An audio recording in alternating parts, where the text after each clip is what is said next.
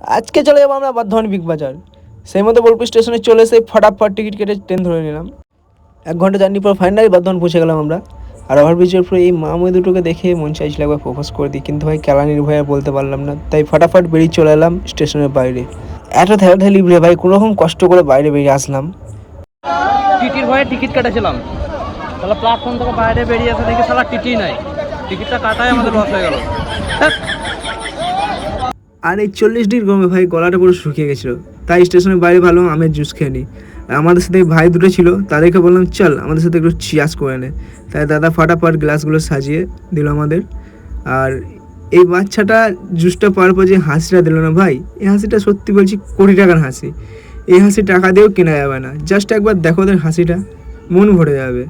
আর এই ভাই ভাবছে আমাকে কেন দিল না, তাই ভাইকে বললাম তুই ওয়েট কর, তোরটাও হচ্ছে। শেষমেশ ও পেয়ে গেল, আর ওর মুখের হাসিটাও সেই ছিল ভাই। ওদেরকে দেওয়ার পরে পরে দাদা আমাদেরকে জুসটা দিয়ে দিল।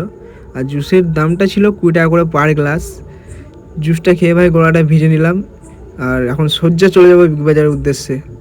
আর এখন আমরা বিগ বাজারের সামনে চলে এসেছি, তোমাদেরকে বিগ বাজারটা পুরোটা দেখাবো বাইরে থেকে কেমন লাগে। আর এরপর আমরা সোজা চলে যাবো বিগ বাজারের ভেতরে, কারণ বাইরে প্রচুর গরম ছিল ভাই, তাই ভেতরে একটু এসির হাওয়া খেতে চলে এলাম। তার সাথে সাথে কিছু মেয়েও দেখে নিলাম ভাই, কিন্তু বেশিক্ষণ থাকা যাবে না। আর ওই যে ডমিনোসের ঢোকার মতো অকাত আমাদের নেই ভাই, 20 টাকা পকেটে ছিল, তাই ভাবলাম এসির হাওয়া খেয়ে বেরিয়ে চলে যায়। চলো আজকের ভিডিও অবধি, বাই বাই।